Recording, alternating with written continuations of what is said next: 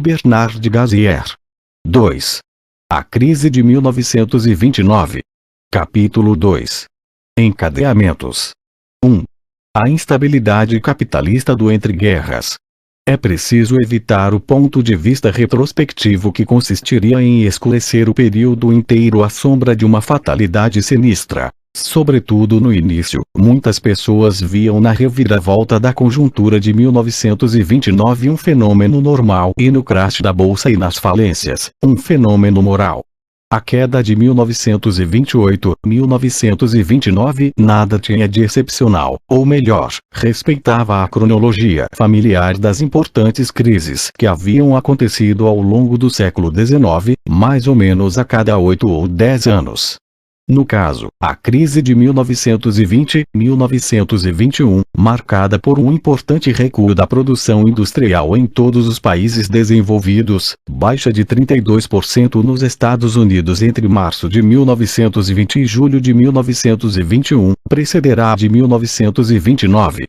Da mesma forma, a multiplicidade de experiências anteriores mostrava que as bolsas de valores podiam às vezes amplificar esperanças ou temores. Assim, durante a crise de 1921, para ficarmos nela, 2 colapsos da bolsa haviam acontecido, no Japão e nos Estados Unidos. Porém, o indicador essencial das reviravoltas conjunturais era o índice dos preços de atacado, sendo que sua baixa assinalava a iminência da desaceleração, e sua alta, as perspectivas de recuperação. O desemprego parecia a contrapartida inevitável da retração, e as intervenções estatais visavam a acompanhar essas evoluções consideradas naturais. Esta era, em resumo, a experiência dos países capitalistas em matéria de flutuações econômicas. Os acontecimentos que se seguiram a 1929 se afastaram enormemente desse esquema. 1. A especulação da bolsa. O crash de Wall Street, apesar de seu caráter espetacular, não surge como uma inovação demoníaca ou um raio anunciando o dilúvio no céu azul. A maioria das bolsas europeias evoluíam em baixa desde 1928. Terá sido a especulação a orgia muitas vezes denunciada posteriormente. Alguns destacaram, para estigmatizá-la, a prática dos call options, que permitia especular-se sobre ações pagando apenas 10%. O mecanismo é simples. O comprador cobre 10% do preço da ação e toma um empréstimo de 90% com o agente de câmbio. Este último obtém a quantia junto aos bancos, tomando empréstimos de dinheiro diariamente, um call em inglês, reports em francês. Suponhamos uma ação que valha 100. O comprador adianta 10 e o corretor 90, emprestados por um banco. Se as cotações subirem, digamos, até 110, é possível revender sua ação com um ganho de 10, dividido entre o corretor e seu cliente. Depois tudo recomeça. Essa técnica de compra à margem foi bastante utilizada em 1928, 1929, e os empréstimos aos brokers, isto é, aos corretores, evoluíram de maneira rápida. De 4 bilhões de dólares em 31 de dezembro de 1927 para 7 bilhões em 30 de junho de 1929 e 8,5 bilhões em 4 de outubro de 1929, o primeiro dia de queda, para voltar a cair ao nível de 4 bilhões em 31 de dezembro de 1929. A amplitude da especulação não deixa dúvidas. Ela exercia uma forte pressão sobre o sistema financeiro internacional, de maneira considerável em Londres, atraindo para Nova York os capitais estrangeiros que serviam para comprar diretamente ações ou financiar as sociedades de investimento ou os call options. Podemos comparar os 8 bilhões de dólares ao total da massa monetária americana em 1929, estimada em 46 bilhões de dólares, mas ela em nada constitui uma novidade no plano técnico. As compras à margem já haviam sido praticadas em grande escala na França, por exemplo, em Lyon, durante o boom especulativo que levara ao crash da União Geral em janeiro de 1882. As estimativas retrospectivas de 1934 autorizam a especular que de 1,5 milhão de pessoas que possuíam títulos na Bolsa de Nova York, cerca de 600 mil praticavam as compras à margem em 1929. É evidente que se trata de um número considerável, mas não permite dizer que a especulação americana foi um fenômeno de massa generalizado. A queda das cotações iniciada em 3 de outubro de 1929 arruinou, portanto, inúmeros especuladores e colocou em dificuldades inúmeros bancos, pois o mecanismo de call-loss só funciona sob uma condição: é preciso que as cotações subam. De início, o bom andamento dos negócios permite antecipar grandes dividendos e, por isso, estimula as trocas de ações, cujos preços sobem. Depois, o mercado perde de vista os dividendos à medida que a evolução das cotações permite a obtenção de ganhos através de compras e revendas. Foi esse o caso em 1929, quando as tentativas das autoridades monetárias de encarecer o crédito elevando a taxa de desconto, política tradicional em caso de estimulação do crédito ou dos negócios, não puderam interromper o movimento. Houve uma alta de 6 a 9% na taxa de desconto do Federal Reserve Bank de Nova York em agosto de 1929. O efeito global dessa alta foi ambíguo. Ela deveria restringir o crédito nos Estados Unidos, mas também reforçar a atração de capitais estrangeiros. O mercado continuou com seu dinamismo. O desmoronamento era inevitável. Como muitas vezes foi observado, a euforia característica do boom especulativo é em si reveladora de uma escalada efêmera, pois a contrapartida real das ações, usinas, máquinas, estoques de mercadorias, era negligenciada. O desvio dos fundos e da atenção fica à mercê de um sintoma catalisador e aparentemente anódino. Basta que alguns grandes acionistas comecem a vender e se retirem do mercado, por qualquer pretexto que seja, para imobilizar a alta. A baixa atrai a baixa, e cada um tenta salvar sua parte com vendas que precipitam o desmoronamento e, portanto, a perda de tudo. Em 1929, o pretexto da derrocada nova-iorquina foi a falência fraudulenta, em 20 de setembro, em Londres, de um empresário que vivia de expedientes, Clarence Atry, e que constituíram um império controlando acessórios fotográficos, caça-níqueis e diversas sociedades financeiras. Um mito precisa ser desvendado: os suicídios de Wall Street. Os jornais londrinos parecem ter sido os primeiros a evocar a famosa imagem de capitalistas arruinados despencando das janelas dos prédios de Manhattan no colapso que deixava à flor da pele os nervos dos especuladores e dos corretores obrigados a trabalhar à noite para operar as transações. O economista americano J. K. Galbraith deitou por terra essa lenda, constatando que ela não tem base estatística que a comprove. Houve suicídios, sem dúvida, em 1929, mas em média menos do que durante os anos entre 1930 e 1933. Em seu livro La Crise Économique de 1929, ver bibliografia, ele sugere a seguinte atmosfera. Dizia-se que os empregados de hotel em Nova York perguntavam aos clientes se desejavam um quarto para dormir ou para pular. 2 homens saltaram, de mãos dadas, de um andar do Ritz. Tinham uma conta conjunta, página 151. É provável que alguns gestos espetaculares de desespero tenham ido ao encontro de uma expectativa coletiva de justiça. Os anos 1930 viram o florescimento nos Estados Unidos de inquéritos parlamentares sobre as práticas da Bolsa, livros de denúncia, condenações de bodes expiatórios e legislações restritivas, por exemplo, aos call-loss. 2. Tensões e desordens internacionais. Se tomamos distância dos acontecimentos da Bolsa, algo que a cronologia convida a fazer, já que a produção industrial declinava nos Estados Unidos desde o verão de 1929, somos levados a enfatizar a instabilidade global do entre guerras. Nenhuma medição permite verificar diretamente essa afirmação. No entanto, a maior parte dos dados sobre os ritmos conjunturais mundiais desde o século XIX revelam desvios mais fortes de 1918 a 1939 do que durante outros períodos.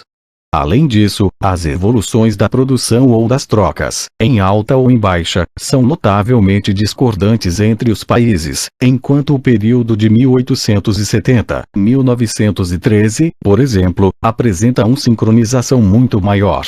Essa instabilidade e essa desunião se desenvolveram a partir do fim do Primeiro Conflito Mundial.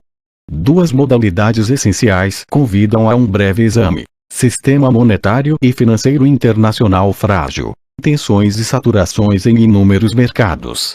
O problema monetário era o seguinte: em 1918, depois de anos de cursos forçados, de controle de capitais e de penúrias inflacionistas, como voltar à liberdade de comércio? O mecanismo internacional que vigorava antes de 1914 era o do padrão ouro.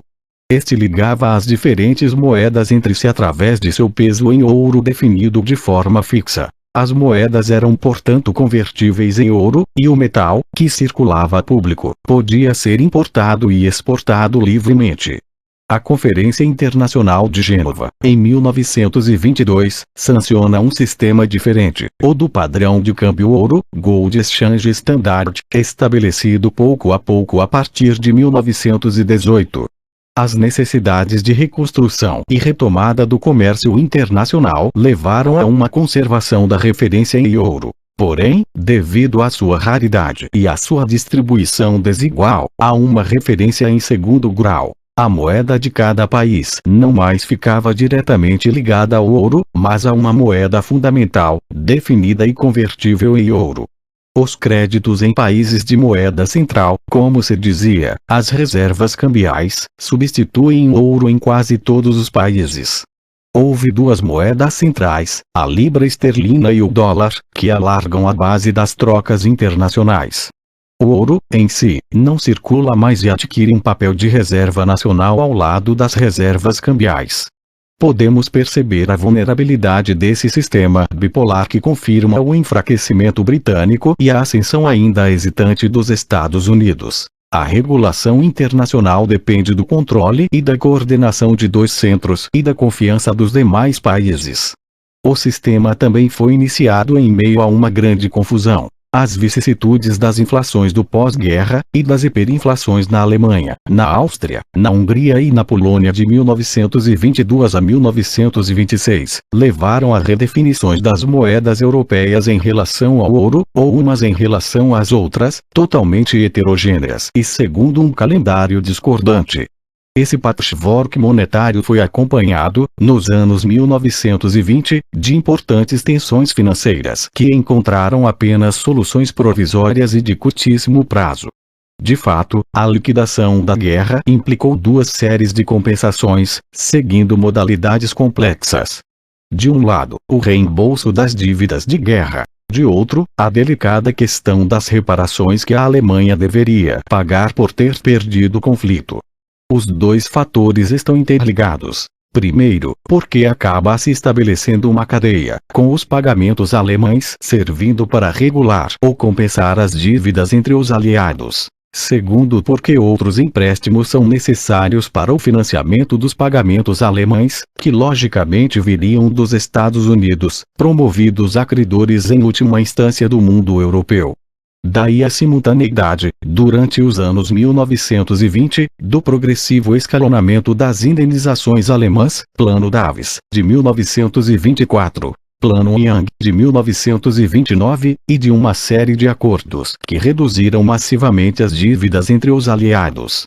A Conferência de Lausanne, em 1932, anularia reparações e dívidas de guerra no auge da crise. Nem tudo foi pago, bem pelo contrário, dos 132 bilhões de marcos ouro exigidos dos alemães, por exemplo, 22,5 bilhões foram efetivamente restituídos, mas o que chama a atenção aqui é a fraqueza da posição das nações devedoras. Uma maciça dívida de longo prazo pesa sobre suas economias, e elas são obrigadas a recorrer cada vez mais a capitais de curto prazo para equilibrar o sistema. Na ausência de uma organização financeira internacional, o Banco de Compensações Internacionais data de 1930. As nações estão sujeitas à boa vontade bancária, em especial a americana. Essas contribuições privadas são voláteis, e seu término pode levar a bancarrotas puras e simples. Foi construída, portanto, uma estrutura muito vulnerável. Apesar de o problema dominante ter sido das dívidas de guerra, a análise pode ser estendida para levar em conta, ao mesmo tempo, a dimensão monetária e a dimensão financeira. As reservas cambiais são créditos de curto prazo e dependem do grau de confiança que lhes é atribuído. O bom funcionamento das trocas internacionais como um todo depende da manutenção de uma confiança que facilmente poderia desaparecer. A situação dos grandes mercados internacionais de matérias-primas, de produtos agrícolas e industriais também era tensa e precária durante os anos 1920. De fato, ao acelerar o declínio da porção europeia da produção mundial, a Grande Guerra praticamente interrompeu as exportações dos beligerantes. Em 1913, a Inglaterra, a Alemanha e a França exportavam juntas 60% dos bens manufaturados do mundo. Consequentemente, todo um processo de desenvolvimento das contribuições americanas e japonesas, entre outras, foi iniciado para prover os antigos clientes da Europa. Essa substituição ainda ocasionou um período de avanço agrícola de países novos. As metrópoles europeias se descobriram com graves problemas de escoamento e com indústrias de base bastante envelhecidas quando, por volta de 1925, terminaram suas reconstruções. As tensões se reforçaram mutuamente. As dificuldades da recuperação industrial europeia têm como consequência uma fraca demanda de matérias-primas, cuja exportação permitia aos países pouco industrializados pagarem suas compras de produtos manufaturados. Tudo depende da continuação da expansão industrial mundial e do equilíbrio dessas balanças de pagamentos periféricos. Aqui encontramos a estrutura do crédito internacional. Daí as fortes tentações protecionistas. No âmbito industrial, para os países novos que voltam a se deparar com a concorrência europeia. No âmbito agrícola, para os países europeus que reconstituem seu potencial.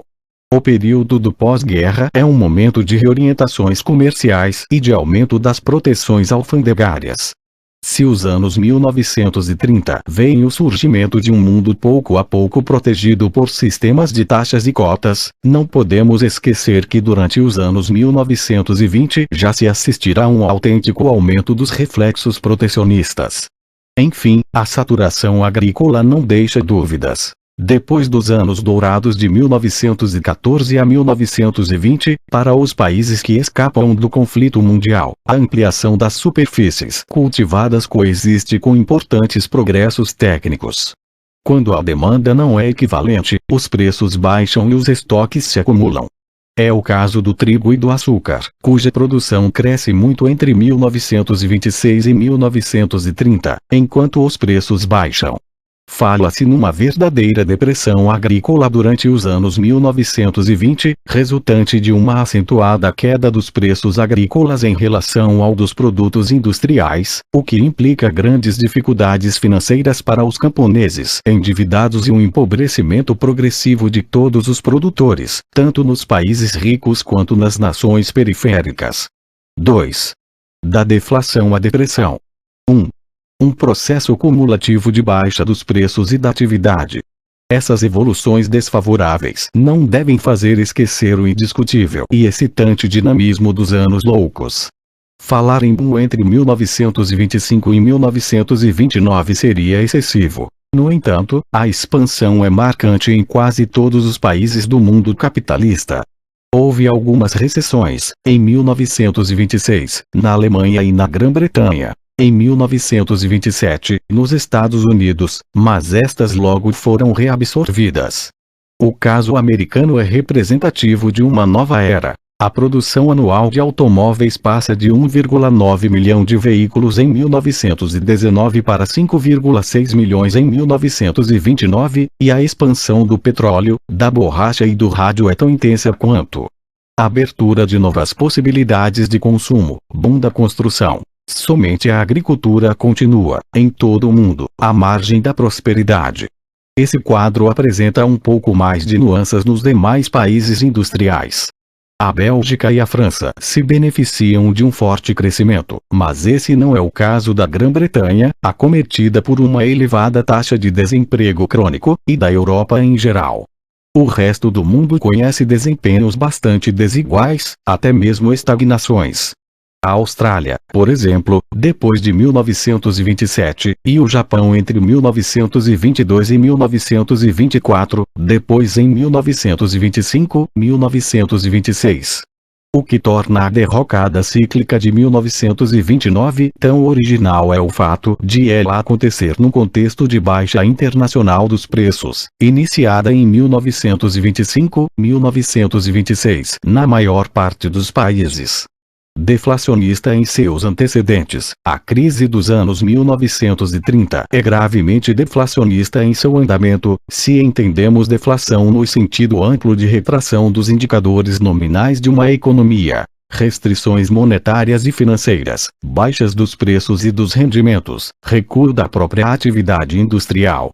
Apesar das distorções e de alguns patamares globais, a queda mexe o suficiente com seus contemporâneos para justificar a frase de Schumpeter, muitas vezes citada: as pessoas sentiam o chão faltar sob seus pés. Essa deflação generalizada parece bastante específica na história do capitalismo. Podemos, de fato, confrontá-la por um lado as baixas violentas e rápidas dos preços. Em 1921, por exemplo, o desnivelamento total lhe é comparável, mas só dura um ano e sucede a uma rápida inflação. Por outro lado, a deflação se opõe às tendências mais longas e irregulares de baixa na Europa e nos Estados Unidos em certos períodos do século XIX, como o intervalo 1870-1895. Uma tendência geral descendente se revelará através de flutuações secundárias de grande amplitude. Em sua dimensão objetiva, o processo coloca em jogo uma série de reações em cadeia, como no efeito dominó. O desmantelamento da conjuntura industrial induz uma retração das trocas internacionais e uma fraca demanda por matérias-primas, cujos preços baixam. Os países produtores dessas matérias-primas reduzem suas compras de bens manufaturados, depois se veem levados à bancarrota ou à desvalorização combinada ao controle das trocas, pois as dívidas contraídas não podem mais ser honradas. Da mesma forma, os países industriais são atacados por produtos cada vez mais baratos e só conseguem se proteger através de barreiras alfandegárias e desvalorizações. O mecanismo é reforçado por desequilíbrios de preços resultantes de uma capacidade de resistência às baixas desiguais dos mercados. De fato, diante da diminuição da demanda, os produtores que podem reduzir rapidamente suas quantidades conseguem manter as cotações, enquanto aqueles que não têm poder sobre essas quantidades sofrem o desmoronar das cotações, e muitas vezes tentam produzir ainda mais. No primeiro caso, temos produtos industriais e cartelizados, isto é, controlados por acordos que reagrupam os grandes produtores. No segundo, os produtos agrícolas e os produtos de base, e os mercados regidos por uma forte concorrência. A partir de então, a retração das quantidades do primeiro grupo induz a uma fraca demanda de produtos de base, portanto, a baixa de preços do segundo, o que compromete os rendimentos dos produtores de base, compradores finais dos produtos industriais. O círculo se fecha. Esses encadeamentos internacionais têm uma contraparte interna num círculo vicioso bastante conhecido. As demissões restringem o mercado das empresas em dificuldades. O desemprego como solução para uma empresa, a desaceleração dos negócios acentua as dificuldades e ocasiona mais demissões. Mas a dimensão subjetiva não é menos importante. No pessimismo ambiente, se verificam primeiro reflexos restritivos, como, por exemplo, limitar as compras ao mínimo necessário, não investir, aguardar. Depois, acontecem verdadeiros pânicos. Os dos anos 1930 foram monetários e bancários e culminaram numa crise financeira internacional, 1931, e na destruição do padrão de câmbio ouro. 2. Recuperações obscuras e tímidas. Apesar de tudo, seria errôneo atribuir ao processo de retração uma onipotência que só seria quebrada em definitivo por iniciativas estatais de estimulação econômica. Um simples olhar no calendário das recuperações entre 1932 e 1933 obrigaria a descartar essa visão. O mínimo da produção industrial é atingido na Alemanha em agosto de 1932, e em setembro as medidas desesperadas de von Papen V são tomadas. Nos Estados Unidos, a produção industrial sobe 16% entre 1932 e 1933, apesar de metade da capacidade de produção continuar inutilizada. Esses dois exemplos, aos quais podemos acrescentar a recuperação paradoxal de 1935 na França segundo a Salvi, que vê a produção voltar a crescer ao mesmo tempo em que são assinados os famosos e deflacionistas decretos Laval, bastam para mostrar que as ações governamentais podem favorecer ou entravar reviravoltas conjunturais que lhes são externas. Em toda a economia de mercado existem forças de refreamento que desaceleram o processo de retração, capazes, ao lado de outras, de inverter a conjuntura. Ao lado das primeiras, encontramos mecanismos que aos poucos levam certos agentes econômicos a retomar uma atividade mais estável. No primeiro momento, à medida que os preços e a atividade baixam, os detentores de dinheiro líquido veem seu patrimônio crescer em valor, seu poder de compra se fortalecer, e o entesouramento se tornar menos interessante. A seguir, as falências e as liquidações de empresas oferecem àqueles que ainda tinham meios a ocasião de compras vantajosas, a um preço às vezes irrisório, de equipamentos em bom estado. O fracasso de um possibilita, portanto, a rentabilidade de outros. Esses mecanismos são controversos, mas basta constatar que as baixas de preços e de atividade sempre fazem beneficiários que, a qualquer momento, se tornam capazes de reiniciar a máquina. A inversão da conjuntura é preparada dessa maneira. Em termos técnicos, podemos dizer que a produção se torna cada vez mais elástica, isto é, capaz de reagir a estímulos, como, por exemplo, a uma retomada da demanda. De fato, esta não poderia deixar de recomeçar. As despesas de consumo são parcialmente irrefreáveis, e os agentes econômicos são obrigados pouco a pouco a utilizar suas reservas, a poupança. Da mesma forma, nos níveis reduzidos da produção, uma certa necessidade de renovação dos equipamentos e das instalações acaba se fazendo sentir. Podemos ver surgir, ao mesmo tempo, oportunidades de escoamento e uma recuperação da rentabilidade, suscetíveis de pôr em marcha, após um período de pausa, um outro processo autoalimentado, a volta da expansão. Esses mecanismos não deram muito certo em 1932, 1933. As recuperações foram efêmeras, não trouxeram melhoras e, na maioria das vezes, passaram despercebidas pelo público. A crise, longe de se orientar em direção a uma reabsorção generalizada e cumulativa, isola as economias desunidas que recomeçam sobre bases precárias.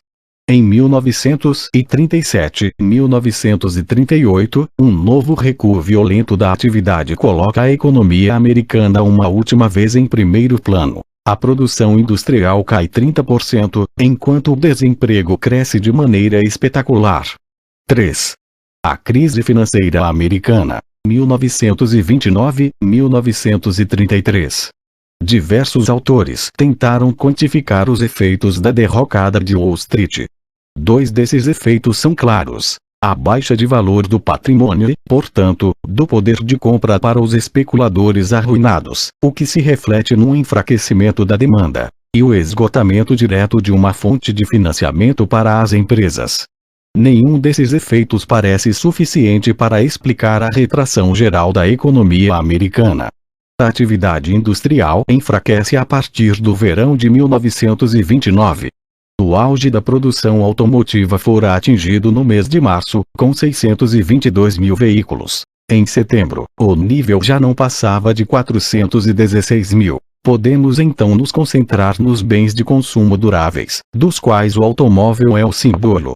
Uma das inovações dos anos loucos fora, nos Estados Unidos, o crédito ao consumo. Em 1927, 15% das vendas aos consumidores se fazem a crédito, 85% dos móveis, 80% dos fonógrafos, 75% das máquinas de lavar, são comprados a crédito. São esses os produtos em primeiro plano na crise. Em 1930, a queda do consumo pessoal é de 6%, sendo de 20% para os bens duráveis com pagamento adiado. Ela atingirá os 50% entre 1929 e 1933. O crescimento dos estoques ao longo de todo o ano de 1929 permite ver aqui um componente importante da queda da demanda. Ligadas a esse declínio, existem dificuldades agrícolas especificamente americanas. Apesar de a mão de obra do campo representar apenas 20% da população ativa numa nação amplamente urbanizada, as condições de exploração da terra haviam se tornado cada vez mais difíceis durante os anos 1920. É a famosa questão da tesoura de preços. Os preços das colheitas e do gado, que se determinam, com as quantidades em circulação, as receitas camponesas, não permitem um benefício normal, uma vez subtraídos os custos pagos pelo produtor. Se partirmos de uma base 100 em 1910, 1914, média dos 4 anos, veremos que os preços evoluem de maneira favorável em relação aos custos até 1919, forte demanda dos anos de guerra. A relação entre os dois índices mostra uma superioridade dos ganhos sobre os custos que chega a 20% em 1917, depois uma desvantagem entre 5 e 20% até 1929. A crise agrava profundamente a situação, sendo que a diferença entre os dois chega a 40% entre 1932 e 1933. De 1929 a 1933, o rendimento líquido dos produtores cai em 70%. Outro componente do desmantelamento é a evolução da construção, tradicionalmente constituída de altos e baixos. Um verdadeiro boom acontecera nos Estados Unidos na primeira metade dos anos 1920, culminando em 1926 e permanecendo no topo desde então. O valor das construções novas era de 12 bilhões de dólares em 1926 e apenas 10,8 bilhões em 1929, o que ainda representava um número considerável, pois em 1929 o nível era mais do que o dobro de antes de 1914. Havia, portanto, uma saturação cíclica na construção. Esses três elementos, reticência dos consumidores em relação aos bens duráveis, dificuldades agrícolas e recuo da construção, levaram os empresários a tomar decisões rápidas e de alcance inédito, refazer por baixo suas previsões, depois seus projetos e contratações. Daí a demissão ou redução de carga horária de operários e empregados e a baixa do investimento bruto, em 1933, para 10% de seu nível em 1929. As indústrias mais atingidas foram aquelas que haviam sido as mais vigorosas durante os anos 1920. Construção e infraestrutura de consumo e produção, baixas respectivas de 85%, 50% e 75% de suas produções. Retrospectivamente, podemos apenas enfatizar a violência dessas reações. Elas convidam a uma análise atenta sobre a evolução do crédito e as convulsões bancárias do período. Havia 29 mil bancos nos Estados Unidos em 1921, e apenas 12 mil em fins de março de 1933, resultado de um pânico nacional que levara o novo presidente, Roosevelt, a fechar temporariamente todos os estabelecimentos bancários, bancolidade. Na verdade, houve 3 violentas crises sucessivas. Em junho de 1929, os 250 bancos mais importantes, ou seja, 1% do total, detêm juntos mais da metade dos recursos. Essa forte concentração tem como contraparte uma miríade de pequenos estabelecimentos. Mais de 80% dos bancos ficam nas cidades de no máximo 10 mil habitantes. O conjunto, bastante heterogêneo, é submetido a uma legislação desigual. Os bancos locais, submetidos a uma legislação local, precisam enfrentar suas dificuldades sozinhos. E justamente surgem dificuldades. Elas são de 2 tipos. Por um lado, nos pequenos estabelecimentos agrícolas, os depósitos se reduzem à medida que cresce, mais ou menos, dependendo da região, a miséria camponesa. Por outro lado, preponderante, o declínio da atividade e a baixa dos títulos não são compensados por uma baixa dos contratos em geral, fechados a taxas fixas. Os bancos, portanto, revisam seus contra-cheques, restringem seus investimentos, exigem novas garantias etc., a fim de restaurar sua liquidez comprometida pela baixa de seus bens. A reação do público se manifesta em entesouramento, levantamento acelerado de fundos, corrida em direção à liquidez. Com isso, estabelecimentos sadios se veem comprometidos, e o círculo vicioso da perda de confiança e da bancarrota é criado. Seus efeitos se reforçam com a propagação de pressões estrangeiras. Houve um aumento gradual dos temores, que primeiro atacaram os pequenos estabelecimentos, depois os bancos filiados ao Federal Reserve System, mais importantes, e por fim o sistema como um todo. O pânico de 1933 foi, aos olhos dos observadores da Liga das Nações, a derrocada mais dramática da confiança jamais vista em qualquer país em muitos anos. Essa observação, sem sombra de dúvida justificada, traz à mente uma importante sutileza. Nem a própria prosperidade estava livre das falências, pois 5.000 bancos haviam fechado suas portas em 8 anos, de 1921 a 1929, ou seja, num ritmo médio de 50 por mês. É preciso enfatizar a especificidade dos problemas americanos, a facilidade com que era possível criar um banco, mesmo minúsculo, levar a uma grande indisciplina na área.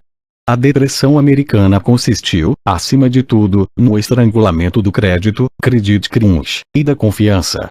Tudo converge para a primavera de 1933, a estagnação no mais baixo nível de atividade e a catástrofe bancária global. Nesse furacão, as iniciativas do presidente Hoover foram muitas vezes criticadas por serem insuficientes. Seu insucesso não deixa dúvidas. No âmbito monetário, os Estados Unidos, bem como a Grã-Bretanha, além da manipulação da taxa de desconto, o preço do dinheiro a curto prazo, praticavam outra técnica de intervenção que teria grande influência. As operações de open market, que consistem em o Banco Central injetar dinheiro no circuito comprando títulos ou, ao contrário, bombeando liquidez ao vendê-los. Ao invés de agir como última instância e sobre um preço, a taxa de desconto, o open market permite agir com continuidade, a taxas variáveis, sobre uma quantidade fundamental, a moeda central, pois dependendo de suas facilidades de recursos os bancos podem alargar ou não suas operações de crédito e suas criações monetárias. Surgido nos anos 1920, ele fora utilizado nos Estados Unidos nos dois sentidos. Restritivo quando as autoridades queriam neutralizar o efeito expansivo de uma chegada de ouro, a esterilização do ouro, ou, inversamente, no sentido expansivo, com certo sucesso. As intervenções públicas começam em 1929 com inegável ativismo. Injeções monetárias pelo open market aliviam as dificuldades bancárias decorrentes do crash da bolsa. Hoover anuncia reduções de impostos, de pouco alcance, a fim de manter o poder de compra. O orçamento federal é colocado em ligeiro déficit, o que tem um efeito contracíclico, e as declarações tranquilizadoras se multiplicam. Muitos autores enfatizam a clara melhora conjuntural da primavera de 1930 nos Estados Unidos. Desaceleração da baixa dos preços, recuperação da atividade financeira nacional e empréstimos internacionais. A trégua não duraria. À medida que o tempo passa e que a esquina em que a prosperidade deveria ser encontrada continua distante, os responsáveis públicos afirmam a necessidade de uma rigorosa disciplina orçamentária, enquanto as taxas extremamente baixas do mercado monetário, 1 a 2%, convencem as autoridades de que é inútil injetar dinheiro num sistema bancário que não o está demandando, até que em setembro de 1931 as pressões sobre o dólar impõem restrições. Assim, o open market é, na maior parte do tempo, colocado em suspenso, enquanto a massa monetária é fortemente contraída. Entre agosto de 1929 e agosto de 1933, a queda é de 1/3. O alcance da catástrofe leva, a partir de 1931, a outras medidas. primeiros auxílios aos desempregados, por intermédio de subvenções aos estados locais, anúncio da política de grandes ações, redes de empréstimos de urgência, compras de produtos agrícolas. É no âmbito bancário que a ação é melhor organizada. Depois do fracasso, no fim de 1931, da National Credit Corporation, reagrupamento de grandes estabelecimentos que concediam crédito aos pequenos bancos, houver cria, em fevereiro de 1932, a Reconstruction Finance Corporation, de capital inteiramente governamental, destinada a conceder adiantamentos a sociedades financeiras em dificuldades, e flexibiliza a legislação bancária através do Glass-Steagall Act de 27 de fevereiro de 1932. Esses esforços culminam no Emergency Relief Act de julho de 1932, que Roosevelt retomará em 1933 no país com os nervos à flor da pele e muito empobrecido. 4. Os grandes eixos de propagação internacional. Cada país reage de maneira diferente à crise, e o caso americano não passa de um caso particular, apesar de fundamental. Mas a depressão, de caráter internacional, logo se torna mundial. 1. A crise financeira internacional de 1931. As reversões dos capitais a curto prazo, pouco ou nada controladas ao longo desse período, resultantes das disparidades objetivas das situações no mundo, tanto quanto das antecipações de seus detentores, sucessivamente penalizaram e favoreceram diversos países.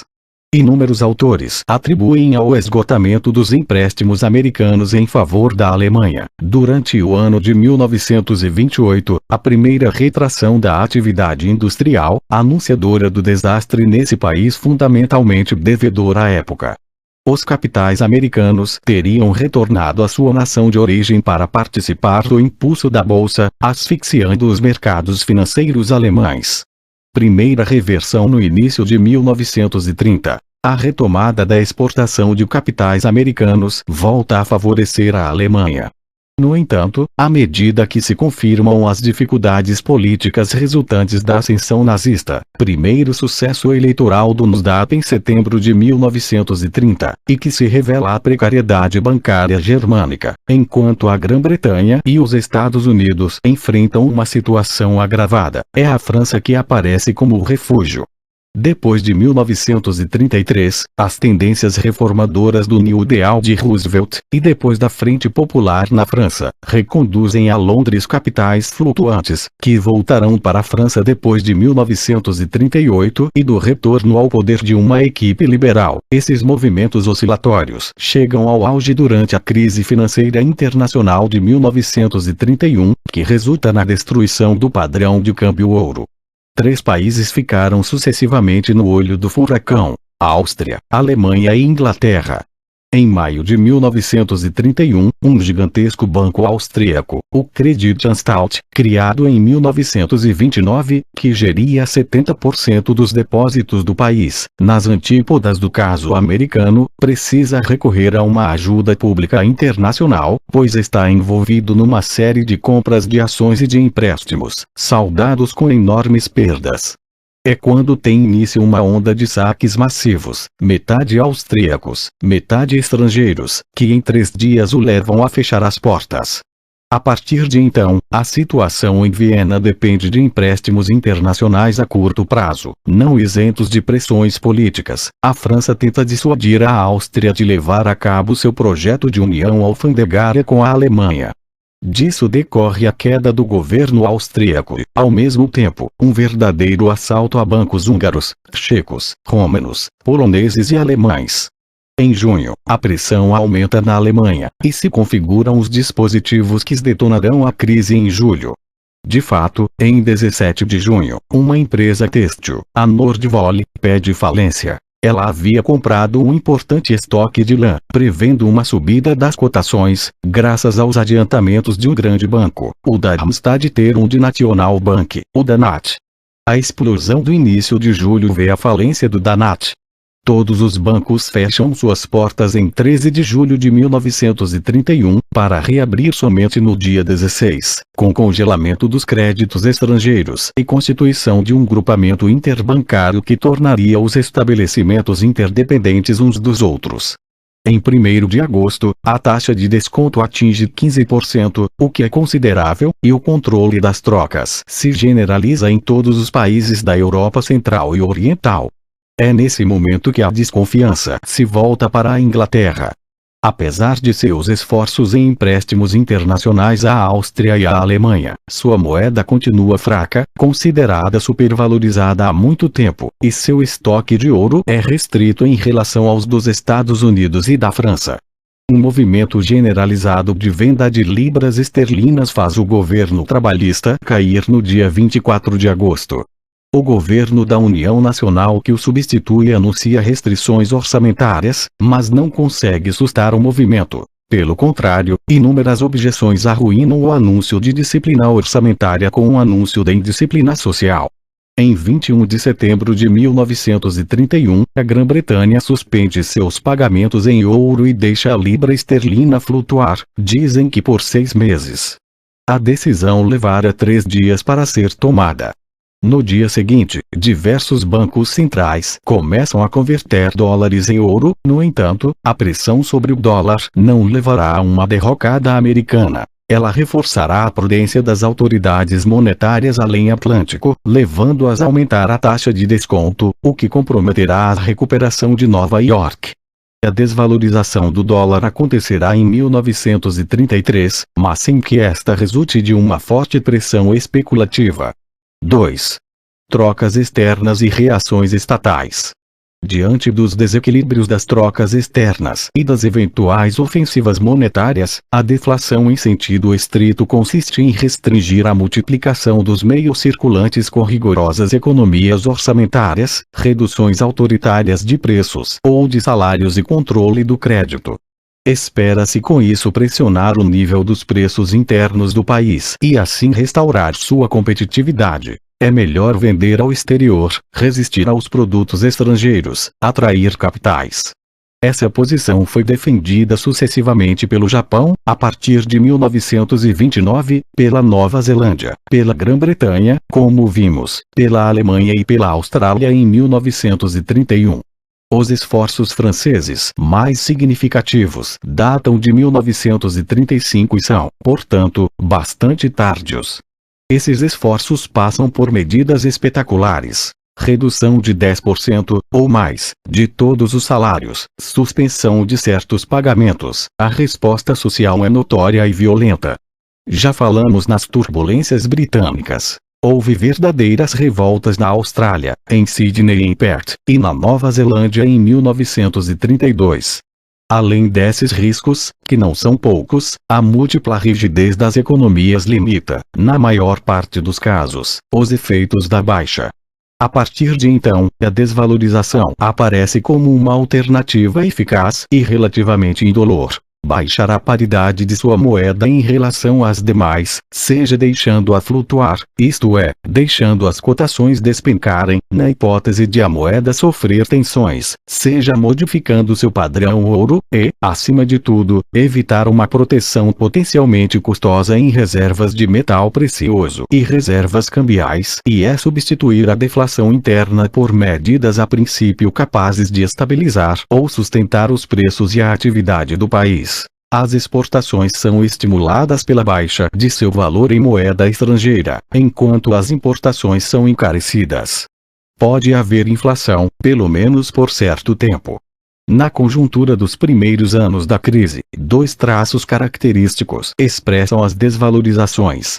Em primeiro lugar, inúmeras foram forçadas. Quando uma viva especulação esgota as reservas de um país, esta é a única saída. Contudo, uma simples evolução do comércio exterior pode levar a ela em nações vulneráveis. Evocamos a decisão inglesa de 1931, que corresponde ao primeiro caso. O segundo não é menos importante. São exemplo dele 49 países exportadores de produtos primários, classificados pela porcentagem, às vezes assombrosa, da baixa de suas exportações em valor de 1928, 1929 a 1932, 1933, ver tabela 3. Se acrescentarmos a essa retração nominal a interrupção do fluxo de empréstimos internacionais, antecipando uma insolubilidade futura, entenderemos que semelhante asfixia só deixa como saída uma desvalorização acompanhada de controle das trocas e de uma limitação draconiana das importações. Em seguida, cada decisão nacional significa a transferência e eventualmente a acentuação das pressões deflacionistas sobre outros países, já que terão mais dificuldade ainda em vender e precisarão resistir aos produtos estrangeiros subitamente transformados em negócios mais interessantes. A desvalorização, sob essa perspectiva, tem mais sucesso quando acontece cedo e é vigorosa, pelo menos nos países que não estão em bancarrota. Existe um aspecto de guerra econômica na cascata de depreciações monetárias.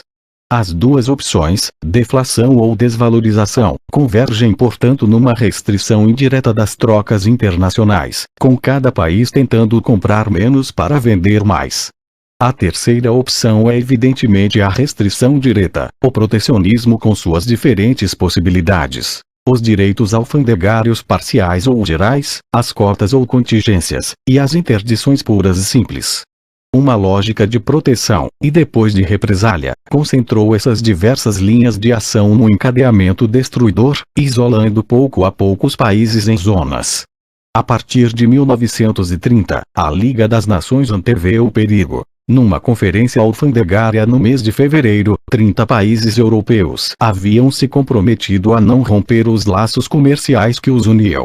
No entanto, as pressões restritivas acabam triunfando a partir do mês de junho nos Estados Unidos, país de tradição protecionista, onde a tarifa Havre-Smoot prevê um aumento de 40% dos direitos sobre o trigo, o algodão, a carne e os produtos industrializados. De 1930 a 1933, se multiplicam as tentativas de deflação, as desvalorizações em cadeia e as medidas protecionistas, num ambiente de impotência internacional, enquanto um verdadeiro balé diplomático tem início entre os poderosos de então, sem resultados tangíveis. A Conferência Monetária Mundial de Londres, em junho de 1933, freia esse processo. Última tentativa de entendimento internacional, reunindo 70 estados no momento em que os Estados Unidos acabavam de abandonar a convertibilidade do dólar, em março de 1933, e davam início às reformas de Roosevelt, ela acaba em fracasso. O representante americano, Cordell, se aproxima inicialmente das propostas de estabilização combinada. Porém, uma queda em Wall Street demonstra a inquietude dos meios financeiros, pouco desejosos de ver o dólar novamente sustentado em paridade fixa, e Roosevelt rejeita por fim qualquer acordo internacional. O desmembramento do sistema monetário internacional foi geral em 1935-1936, enquanto o Bloco Ouro, que reagrupava algumas moedas fiéis à paridade anterior a 1929, as da França, da Bélgica, dos Países Baixos, de Luxemburgo, da Itália e da Suíça, se desintegrou aos poucos. Esses campeões da moeda forte eram ou de pequeníssimos países ou das nações vítimas de forte inflação depois de 1918, cuja paridade ouro monetária fora estabelecida antes de 1929 sobre uma base depreciada. Favorecidos no comércio internacional por volta dessa data, esses países passaram por uma alta relativa na sequência, o que explica suas reviravoltas tardias. Houve então, monetariamente falando, 4 grupos de países. O bloco dólar, que reunia em torno dos Estados Unidos diversos países da América e as Filipinas. O bloco esterlino, em torno da Grã-Bretanha. E o bloco ouro, até 1936. Por fim, o conjunto dos países que instauraram sistemas de câmbios múltiplos. As medidas alfandegárias foram tomadas em ordem dispersa e progressiva. Em geral, as barreiras começam com um aumento de impostos, depois medidas mais autoritárias são tomadas, sobretudo por países que não sofrem desvalorização, enquanto se multiplicam os acordos mútuos. Apesar de nenhum país ter escapado dessa lógica, a Alemanha nazista, no comércio exterior dirigido pelo Estado depois de 1934, a levou a termo utilizando sistematicamente o clearing e o dumping. Esses dois termos, por estranho que pareça em inglês, designam, por um lado, um sistema de compensação dos fluxos de importação e exportação por país, o que impõe seu equilíbrio constante. Trata-se de uma quase permuta regulada por uma agência nacional de trocas, que cria laços de dependência, ligando o escoamento de um produto à compra de outro. Por outro lado, a prática do dumping consiste, além de variadas manipulações monetárias, em vender abaixo do preço de custo, sendo que os exportadores recebem a diferença de uma caixa de compensação alimentada por contribuições provenientes do conjunto da economia. Nessa evolução aparentemente irresistível, dois movimentos de suspensão precisam ser mencionados à guisa de conclusão. Uma trégua alfandegária parcial e isolada se torna possível para os Estados Unidos, a partir de 1934, com uma lei, o Reciprocal Trade Agreements Act, que autoriza o presidente a reduzir os impostos à metade, assinando acordos privados com alguns parceiros comerciais. Entre 1934 e 1945, os Estados Unidos fazem acordos com 29 nações.